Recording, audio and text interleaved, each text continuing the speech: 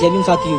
कि एक जालिम शैतान ने एक पूर्ण व्यवस्था बनाई थी, जातिगत पर भेद की नीति बनाकर हम सब में फूट कराई थी। शूद्रों को न पढ़ने का अधिकार लिखा मनुस्मृति में, शूद्रों को न पढ़ने का न लिखने का अधिकार लिखा मनुस्मृति में।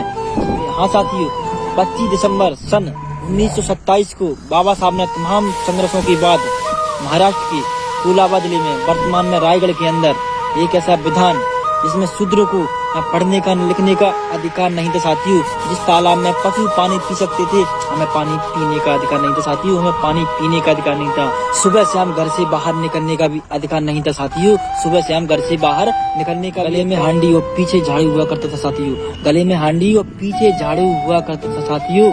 महिलाओं को सम्मान से जीने का अधिकार नहीं था साथियों। महिलाओं को सबके समान अपनी बात रखने का अधिकार नहीं था साथियों। आज भी इस देश में यदि मनुस्मृति लागू होती साथियों, तो हमारे देश की महिलाएं IAS, IPS, PCS, जज, डॉक्टर, बैरिस्टर कभी नहीं बन पाती साथियों, कभी नहीं बन पाती। MP, MLA कभी नहीं बन पाती साथियों, कभी नहीं। जरा सोचिए साथियों कि बाबा साहब ने ऐसा विधान जलाया, ऐसी पुस्तक का दहन किया, जिसके चलते, जिस जहरीली पुस्तक के चलते इस देश में राष्ट्रीय एकीकरण का पौधा पुष्पित करना, पल्वित करना लाजमी नहीं था। और इस देश में समता की नींव को रखा, बताया ये देश एकता के साथ, भाईचारे के साथ, प्रेम के साथ चलेगा साथियों। यदि इस देश में संविधान पूरी तरह से लागू हो गया ना साथियों, ये हमारा भारत देश सोने की चिड़िया कहलाएगा साथियों। 25 दिसंबर साथियों भूलना नहीं।